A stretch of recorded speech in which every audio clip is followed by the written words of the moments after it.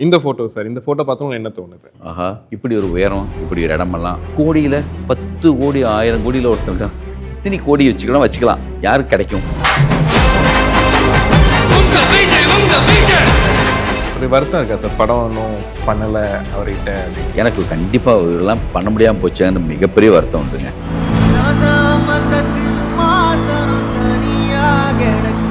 Sir next photo ஸ்க்ரீனில் அப்படி வரும்போது இல்லை அப்படி பெரிய ஹீரோக்கெல்லாம் சோதனை வரும்போது அவங்க கொஞ்சோண்டு கலங்கினா போதும், நம்ம நிறைய கலங்கிடுவோம். விட்டு வெளியில் அனுப்புகிற மாதிரி காட்சி பல படங்கள்ல வரும். எத்தனை வேடாக இருந்தாலும் நம்ம மறுபடியும் அந்த ஃபீல் நமக்கு கொத்தும். என்கிட்ட சொன்னாங்க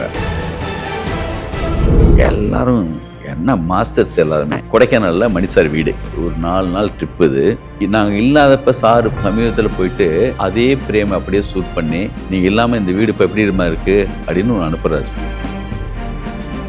அல்லு அர்ஜுனோட படம் பண்ண வேண்டியது. இப்போ பார்க்குறீங்களா புஷ்பாவில் ஒரு லுக்கு, அது மாதிரி அந்த படத்துக்கு நான் டிசைன் பண்ணியிருந்த லுக்கு அந்த மாதிரி தான். ஃபஸ்ட் டைமாக இப்படியெல்லாம் மாறினா தமிழில் ஒத்துப்பாங்கல்ல சார், தெலுங்கில் ஒத்துப்பாங்க சார்லாம் கேட்பார். அவர் ரொம்ப பிடிக்கும் அந்த கதை. ஒரு சில காரணங்களால் அதை கண்டிப்பாக பண்ண முடியாமல் போயிடுச்சு. ஞானவேல் தான் ப்ரொடியூஸ் பண்ணுறதா இருந்தார். நான் ஸ்டூடியோ ஞானவேல் அவங்க. Behind Talkies presents Director Linguswamy Meet and Greet. Title sponsor Srivarma's Ayurveda Wellness. அனைத்து நோய்களுக்கும் ஆயுர்வேத மருத்துவம். Location partner Monolith Research and Training Labs. ஆயுர்வேதம் ஒரு பொக்கிஷம், நம் ஆயுள் நீட்டக்கும் அற்புதம். டாக்டர் ஸ்ரீவர்மாஸ். இந்த ஃபோட்டோ பார்த்தோம் என்ன தோணுது? அதான் இது நம்ம பாம்பே ஷூட் போகிறதுக்கு முன்னாடின்னு நினைக்கிறேன். நான் ஒரு டெஸ்ட் எடுத்தோம் இங்கே சென்னையிலேயே பிரசாத் ஸ்டுடியோவில். அப்போ சார் ரெட்ராக் அண்ட் கேமரா வர வச்சு ஃபஸ்ட்டே நம்ம ஷூட் பண்ணுறோம். ஓகே. அதனால தான் இன்றைக்கி படம் பார்க்கும்போது நேற்று எடுத்த மாதிரி இருக்குது, 11 வருஷம் முன்னாடி எடுத்த படம்னு சொல்கிறது காரணமே என்னென்னா அது சந்தோஷம் சார் தான். அந்த குவாலிட்டி, அந்த கேமரா, அந்த குவாலிட்டி, அதெல்லாமே காரணம். Bang bang bang bang bang bang அந்த சாங்கை ஷூட் பண்ணும்போது சார் என்ன பண்ணாங்க, சூர்யா சார் அந்த மன்சூர்கிட்ட சொல்லி டைரக்டருக்கு இதே மாதிரி கட்டிங் ஒன்று பண்ணு சொல்லி என்ன கட் பண்ண சொல்லிவிட்டு இந்த மாதிரி கன்று கையில் கொடுத்து மேலே இது போடுங்க சார் சொல்லி 2 பேரும் இந்த எடுத்தோம் இந்த ஸ்டில்லு. ஓகே. ரொம்ப ஜாலியான மூமெண்ட்டாக இருக்கணும் சார். ஆமாம். ரொம்ப கலாட்டா பண்ணுவாரா சார் சூர்யா சார்? ஐயோ, அவங்க கலாட்டா பண்ண மாட்டாங்க. ஆனால் அந்த கேரக்டர் மூடு இருக்குல்ல அதுலேயே தான் இருப்பாங்க. டெய்லி கேட்டே இருப்பாங்க, நம்மள்கிட்ட கேட்டே இருப்பாங்க, சார் இது இப்படி வந்துருமா, சரியாக வந்துருமான்ட்டு அவங்க நம்பி வந்துடுவாங்க. அப்புறம் திரும்ப அந்த யோசனையிலே தான் இருப்பாங்க. வெத்து அரட்டை எங்கள் ஸ்பாட்டில் எனக்கும் அது இருக்காது. நான் ரொம்ப டென்ஷன் ஆக மாட்டேன். நான் ரசித்து டெக்னீஷியன்லாம் மதித்து விரும்பி தான் செய்வேன். அதனால் சார் சீரியஸாக இருக்கான்னு சொல்ல முடியாது, ஆனால் ஒர்க்குக்காக மட்டும்தான் இருப்பார். Okay sir. நெக்ஸ்ட் ஃபோட்டோ அந்த பையன் ஒரு 6வது படிக்க 6 வயசாக இருந்தப்போ சூர்யா சார் ஃபேன் சொன்னால நான் என்கிட்ட எப்பயுமே கேட்பாங்க, நீங்கள் சினிமாவுக்கு எந்த வயசில் வந்தீங்கன்னு. எல்லாம் விவரம் தெரிஞ்ச வயசுலேருந்து சினிமா தாங்க சொல்லுவாங்கள்ல. எனக்கு விவரம் தெரியாத வயசுலேருந்து சினிமா தான் சொல்லுவேன் நான். ஓகே. அது மாதிரி இவருடைய இவருக்கு மேலே அப்படி ஒரு எனக்கு அப்படி பிடிக்கும். அவர் எவ்வளோ பாருங்கள், எனக்கு அவரை பிடிக்குன்னு அவருக்கு தெரிஞ்சிச்சு. அவர் பிடிச்சிருக்காரு பாருங்க, என்ன எப்படி பிடிச்சிருக்காரு பாருங்க. ஹோல்ட் பண்ணியிருக்காரு அவங்க. ஆமாம். அவர்கிட்ட போய் பேசும்போது நான் தான் அவர் மாதிரியே தானே பெர்ஃபார்மன்ஸ் பண்ணிட்டு இருக்கேன் பல இடங்களில். அவர்கிட்ட பேசும்போது மட்டும் மிரர் எஃபெக்ட் மாதிரி எனக்கே வந்துடும் அவர் மாதிரியே. ஓகே. அவர் நாட் ஒன்லி எனக்கு ஹீரோவாக பிடிக்கிறது மட்டும் இல்லை, அவருடைய ஆன்மீகம், அவருடைய கான்ஃபிடென்ட், அவருடைய உண்மை, அவருடைய எனர்ஜி, அவருடைய ஸ்டைலு, அப்புறம் இவ்வளோ காலங்கட்டம் தாண்டியும் வெற்றி தோல்வி எல்லாத்தையும் தாண்டி இன்றைக்கி அப்டேட்டில் இன்றைக்கி புதுசாக 50 வருஷம் வந்துடுச்சு. அதனால் என்னென்னா அவரை ஒரு நிமிஷம் நினச்சாலே நம்மளுக்கு எனர்ஜி இருக்கும். ஓகே. அப்படி ஒரு எல்லா வகையிலையும் அவர் பண்ணுற தியானத்துக்கு நான் அவர் மாதிரியே நான் தியானமும் பண்ணுற ஒரு ஒருத்தராக இருக்கேன். அது எல்லாமே சார் தான் ஒரு வகையில் அவங்களுக்கு குரு மாதிரி. ஆனால் அவர்கிட்ட பேசினாலே அவர் மாதிரியே நம்ம பேசிடுறோமே சார், என்ன காரணம் அது? அப்படி தான் அவர் ஸ்க்ரீனில் வந்தாலும் அப்படி தான். அவர் ஸ்க்ரீனில் அப்படி வரும்போது இல்லை வந்தேன்டா பால்காரன் அப்படி வந்தார்னா அப்படி சிரிச்சிட்டே வந்தார்னா நம்ம சிரிப்போம், மிரர் எஃபெக்ட் மாதிரி. அவர் அழுதா நம்ம அழுவோம். அந்த பெரிய ஹீரோக்கெல்லாம் சோதனை வரும்போது அவங்க கொஞ்சோண்டு கலங்கினா போதும், நம்ம நிறைய கலங்கிடுவோம். ஓகே. விட்டு விட்டு வெளியில் அனுப்புகிற மாதிரி காட்சி பல படங்களில் வரும். எத்தனை தடவை இருந்தாலும் நம்ம மறுபடியும் அந்த ஃபீல் நம்மளுக்கு தொத்தும். அவங்க ஸ்கிரிப்ட் நாலேஜும் பயங்கரமாக இருக்கும். என்கிட்ட ஒருத்தர் சொன்னாங்க, ஜனங்க கடைசியாக வெளியில் போகிறப்ப சென்டிமீட்டர் தான் எடுத்துகிட்டு போகிறாங்க லிங்குசாமி சார், அதனால் வந்து அது கரெக்டாக அவனை அமையணும் அப்படிம்பாங்க. எனக்கு அவர் ஓகே. ஆனால் ஒரு நிமிஷம் ரஜினி சார் வந்துட்டு போனார் உங்களுக்கு வந்துட்டு போனார்ல. தமிழ் சினிமாவில் எப்படி வந்து ஒவ்வொரு காலகட்டத்துலேயும் ஒரு மாஸ் ஹீரோ வந்து பெரிய ஆடியன்ஸுக்கு வந்து பெரிய ஒரு ஃபேன்ஸ் ஃபாலோஅப் இருக்க மாதிரி ரஜினி சாருக்கு நான் எப்படி வந்து ஃபேனாக இருந்தவனோ, இப்போ அந்த அவர் சூர்யா சார் பற்றி சொல்கிறாரு அந்த மாதிரி இவங்களுக்குன்னு அவ்வளோ பேர் இருக்காங்க. இவரும் வந்து அவங்க ஆடியன்ஸு எப்படி நம்மளை பார்ப்பான் அதை மனசில் வச்சு தான் கதையும் கேட்பாங்க.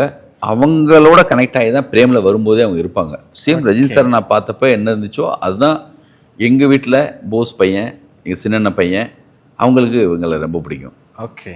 வந்து நான் ரன்னு பண்ண வேண்டியது, சண்டைக்கோழி பண்ண வேண்டியது, வேட்டை பண்ண வேண்டியது, இது 3மே மிஸ் ஆச்சு. இப்போயும் ஒரு முறையும் வந்து என்ன பார்க்கும்போது, ஆனால் நீங்கள் தானே கூட பண்ணல, ஆனால் அவங்க ஃபேன்ஸுக்கும் நானும் அவர் சேர்ந்து படம் பண்ணணும் அந்த விருப்பம்லாம் இருக்கும். என் மேலே பெரிய எதிர்பார்ப்பே இருந்துச்சு. டைம்ல சொல்லிட்டே இருப்பாங்க. ஒரு வருத்தம் இருக்கா சார், படம் ஒன்றும் பண்ணலை அவர்கிட்ட அப்படின்னு? ஏன்னா கடைசி படம் ஜனநாயகன், இப்போ பண்ண போகிறது கிடையாது இனிமேல். நீங்கள் சொன்ன ஸ்கிரிப்ட் எல்லாம் பவர்ஃபுல் ஸ்கிரிப்ட். ஒருவேளை விஜய் சார் பண்ணியிருந்தா அது எப்படி இருந்திருக்குன்றதையும் நம்ம பார்க்குறோம். கண்டிப்பாக பண்ணும்போது ஒரு சின்ன வருத்தம் இருக்கா? இவ்வளோ க்ளோஸ் சினிமாவாக வந்து கலெக்ஷனாக வந்து என்னங்க இப்படி ஒரு உயரம், இப்படி ஒரு இடமெல்லாம் கோடியில் 10 கோடி 1000 கோடியில் ஒருத்தருக்கான், இத்தனை கோடி வச்சுக்கலாம், யாருக்கு கிடைக்கும்? இப்போ இந்திய அளவில் அவ்வளோ பெரிய சம்பளம் வாங்குகிற, அவ்வளோ பெரிய ஃபேன்ஸ் இருக்கிற, இவ்வளோ கமர்ஷியலான ஒரு இடம், இதுக்கு உழைச்ச உழைப்பு, அப்புறம் அவரை பற்றி சொல்கிறதுக்கு வந்து டைமிங். நான் நிறைய கேள்விப்படுவேன். எடுத்துக்கிட்ட வேலையை அவங்க வந்து ஒரு நாள் கூட இவரால் ஒரு படம் நின்றுச்சு, நடக்காமல் போயிடுச்சு, டயத்துக்கு வராமல் போயிட்டார், அப்படி ஏதாவது கேள்விப்பட்டிருக்க மாட்டீங்க. கண்டிப்பாக 100% டைமிங்கில் இருப்பார். ஒர்க்குன்னு எடுத்து செய்வார். அந்த சின்சியாரிட்டிலாம் பயங்கரமாக இருக்கும். கண்டிப்பாக அதெல்லாம் அவர்கிட்ட எனக்கு ரொம்ப பிடிச்ச விஷயம். இன்னும் நிறைய விஷயம் இருக்குது, நான் இங்கே சொல்ல முடியாது. அவரை எப்போயா மீட் பண்ணும்போது அவர்கிட்ட நான் சொல்லுவேன். ஓகே. ஆனால் இப்போ தொடர்ந்து நடிச்சிருந்தா ஒரு படம் பண்ணியிருப்பீங்க கண்டிப்பாக. தெரில, 3 படம் மிஸ் ஆச்சு. எனக்கு கண்டிப்பாக இதெல்லாம் பண்ண முடியாமல் போச்சாங்கன்னு மிகப்பெரிய வருத்தம் உண்டுங்க. ரஜினி சாரோடய பண்ணலையே. சீக்கிரம் பண்ணுவீங்க சார் கண்டிப்பாக. இது சண்டைக்கோழி செட்டு. ஆமாம், பக்கத்துலேயே சார் வந்து ஒரு வேறு ஷூட் போயிடுது சாருக்கு.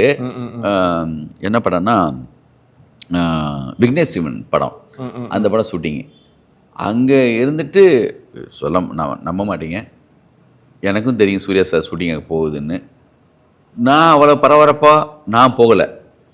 எனக்கு வேலை எல்லாமே இருக்குது, பார்த்துக்குவோம், அவங்கள டிஸ்டர்ப் பண்ணக்கூடாது, கொஞ்சம் போய் பார்ப்போம்னு நினச்சிட்ருக்கேன். ஆனால் அவங்க கேள்விப்பட்டு பக்கத்துலேயே நம்ம ஷூட்டிங் போகுதுன்னு கிளம்பி செட்டிங் வந்துட்டாங்க. ஓகே. வந்துட்டு அங்கே உட்காந்து எடுத்தது தான். ஆஹா, தமிழ் சினிமாவின் ஆமாம் என்ன சொல்கிறது பொக்கிஷங்கள்னு சொல்லலாம் சார். ஆமாம். இது கொடைக்கானலில் மணி சார் வீடு. நாங்கள் ஒரு 12 பேர் வந்து ரெய்னான்னு ஒரு டீம் இருக்குது. ஓகே. இந்த கோவிட் டயத்தில் சங்க சார் தான் ஸ்டார்ட் பண்ணி விட்டாங்க. அதை நான் என்கிட்ட சொல்லி நானும் எல்லார்ட்டையும் பேசி, கௌதம் மெயினாக இதில் வந்து அவங்க முழுக்க பர்ஃபெக்டாக இதில் வந்து செயல்படுவாங்க, கௌதம் சார். அது மாதிரி பாலாஜி சார், மிஸ்கின், இவங்க எல்லாமே, பாலாஜி சார், அப்புறம் வந்து நம்ம நெல்சன் வந்து என்னென்னா இந்த டீமில், எங்கள் டீமில் இல்லை. ஓகே. ஆனால் சமீபத்தில் கௌதம் சார் அவர் மீட் பண்ணும்போது இதை பற்றி நாங்கள் அடிக்கடி மீட் பண்ணுறதை பற்றி கேள்விப்பட்டிருக்கோம். லோகேஷ் இருக்குது, அப்படி கார்த்திக் சூப்ராஜ் எல்லாம் இருக்காங்க இதில். அன்றைக்கி அவங்க வரல, முருகதாஸ் இருக்காங்க. நெல்சன் கேட்டே இருந்தாங்களாம், சரி என்ன கௌதம் இந்த மாதிரி இருக்காமே, நீங்கள் எப்போயாவது சொல்லுங்கள், நானும் வரேன்னு சொல்லி. சார் நான் அவங்களும் கிளம்பி வந்துட்டாங்க. ஓகே. ஒரு 4 நாள் ட்ரிப்பு இது. அது அந்த பின்னாடி இருக்கல பனி. ஆமாம். சாருடைய வீடு நாங்கள் இல்லாதப்போ சார் சமீபத்தில் போயிட்டு அதே பிரேமை அப்படியே ஷூட் பண்ணி, நீங்கள் இல்லாமல் இந்த வீடு இப்போ எப்படி இருக்குது அப்படின்னு ஒன்று அனுப்புகிறாரு. அது இப்போ நினச்சா கூட அந்த 4 நாளுமே என் வாழ்க்கையில் பல விஷயங்களுக்கு எங்களை கற்றுக் கொடுத்துருக்கு. இன்னும் டிரைவ் ஆகும், இன்னும் ஞாபகத்திலே இருக்கும். என்னெல்லாம் பேசியிருப்பீங்கல்ல, எல்லா கோணத்துலேயும் இருந்திருக்குல்ல. காலையில் 5:30 மணிக்கு ஷூட்டிங் ரெடி ஆகிற மாதிரி வந்து உட்காந்துருவார் மணி சார். அந்த லெஃப்ட் சைடில் ஒரு சோபா இருக்குது, அங்கே தான் உட்காந்துருப்பார். ஓகே. யார் முன்னாடி வர்றோமோ அவங்க அவங்களோட அனுபவத்துக்கு போய்க்கலாம். நெல்சன் வந்தான்னா, சார் எப்படி சார் உங்கள் படத்தினுடைய அவ்வளோ கலர்ஸ் அப்படி இருக்குது, உங்கள் படம் படி எப்படி சார் அவ்வளோ யூத்தாக இருக்குது அப்படின்னு. சங்கர் சார் போனார்னா பட்ஜெட்டிங்கை பற்றி, எப்படி சார் பொன்னியின் செல்வன் 120 நாள் எடுத்தீங்க, அவங்கவுங்களுக்கு தேவையான என்ன விஷயமோ அவர்கிட்ட வந்து எடுத்துக்கலாம்.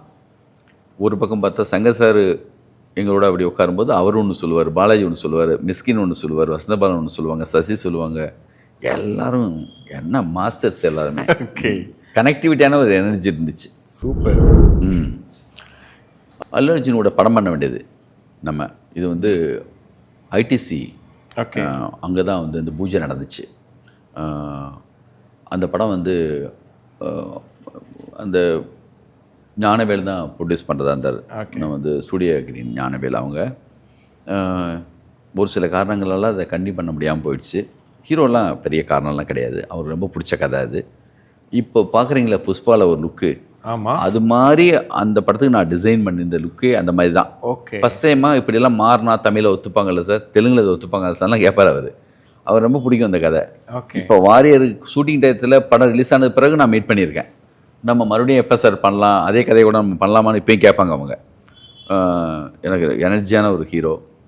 இன்றைக்கி வந்து இந்தியா முழுக்க மிகப்பெரிய லெவலுக்கு போயிட்டாங்க. அந்த பயங்கரமான உழைப்பு எனக்கு ரொம்ப பிடிக்கும் அவரை. ஆமாம். ரன் திருவில்லிமலை சம்திங், அது ஒரு கோயில், அந்த கோயிலில் தான் இந்த ஷூட்டு. வந்து பக்கத்தில் இருக்கிற அவங்க எப்படி நிற்கணும்னு சொல்லிட்டு அவங்களுக்கு சொல்லி கொடுத்துட்டு இருந்தேன். மீரா வந்து எப்படி சாமி கும்பிடணும் அப்படின்றதுக்காக ரொம்ப பவ்யமாக பார்த்துட்ருக்காங்க. ஆமாம் ஆமாம். 2002 ரிலீஸு. அதுக்கு செப்டம்பர் மாதம் ரிலீஸ்னா 2002. அதுக்கு முன்னாடி ஒரு 5-6 மாதத்துக்கு 4 மாதத்துக்கு முன்னாடி இருக்கும் இது. ஓகே. ஏன்னா மார்ச் ஷூட்டிங் ஸ்டார்ட் பண்ணோம், ஜூலையில் காப்பி ரெடி இந்த படம். டகடகடகன்னு என்ன ஜீவா சார், ராபர்ட் அவங்க வந்து என்னுடைய காலேஜில் வந்து அவர் எம்ஏ படிக்கும்போது நான் பிஏ படித்தேன். அவங்க வந்து அஞ்சானில் நடிச்சிருப்பாங்க. அப்படியா? ராஜு பக்கத்து அந்த ராஜுபாய் கேங்கு ஒன்றுக்குள்ள கமிஷனர்கிட்ட இருந்து ஃபோனு சொல்லி உள்ளே ஓடி வருவோம்ல, அந்த பையன்தான். ஓகே. சமந்தா சார். சமந்தா வந்து பயங்கர ஷார்ப்பு, க்யூட், கூலாக செய்வாங்க. ரொம்ப அலட்டிட்டு அந்த வந்து இப்போ ஒரு வேலை பார்க்குற மாதிரி தெரியாது, ஆனால் பயங்கர சின்சியாரிட்டி உள்ளே இருக்கும். பயங்கர தகுதி இருக்குது அவங்களுக்கு. இந்த மாதிரி படங்கள் நடிக்கிறதெல்லாம் வந்து என்னென்னா அவங்களுக்கு வந்து அவ்வளோ ஈஸி. அதுதான் அவங்க அவ்வளோ தகுதி இருக்கிறதுனால தான் சமீபத்தில் அந்த வந்து அவங்க நடித்த அந்த வெப் சீரிஸ் எல்லாம் பார்த்தா அவ்வளோ பவர்ஃபுல்லாக ஒன்று பண்ணியிருப்பாங்க. பயங்கர கட்ஸு, மிகப்பெரிய நேர்மை, அது எல்லாமே இருக்கும் கண்டிப்பாக. வந்து ஆண்டனி, நான் சண்டைக்கோழிக்கு ட்ரெய்லர் கட் பண்ணுறதுக்காக தான் ஃபஸ்ட்டு முத போய் பார்க்குறேன். ஒவ்வொரு ஃபீல்ட்லேயுமே இப்போ பிசி ஸ்ரீராம்னா கேமராமேனில் அப்படி டாப் நாச்சாக இருப்பாங்க. அப்படின்னு சினிமாவில் எடிட்டிங்கில் ஒரு விதானத்தையும் மாற்றினதில் அந்த ஸ்டைலு, அந்த பயங்கரமான நாலேஜ், டெக்னிக்கலாகவும் சரி எல்லா வகையிலையும் அப்படி இருப்பாங்க. பயங்கர க்யூட். எனக்கு பையா ட்ரெய்லர் கட் பண்ணி கொடுத்தோடனே எங்கள் படத்துடைய வியாபாரமே ஸ்டார்ட் ஆகிடுச்சு. எஸ். அதே மாதிரி வந்து இப்போது இந்த படத்துக்கு ரீஎடிட் பண்ணுறதுக்காக வந்து அவர் வேறு வேலையில் இருக்கார். காந்தா படத்தில் எடிட்டிங்கில் இருந்தாங்க. இருந்தாலும் தலைவா இன்னொன்று வந்து ஒர்க் பண்ணி கொடுத்தாங்க. அடுத்து நான் பண்ணக்கூடிய படத்துக்கு எடிட்டர் அவர் தான். ஓகே. பிரவீன் சார் வந்து எனக்கு சண்டைக்கோழி 2 பண்ணாங்க. அவங்க ஒரு எடிட்டில் மிக முக்கியமான ஒரு படம் வந்து ஆரண்ய காண்டம். ரொம்ப அற்புதமாக பண்ணியிருப்பாங்க. அவரும் பயங்கர நாலேஜான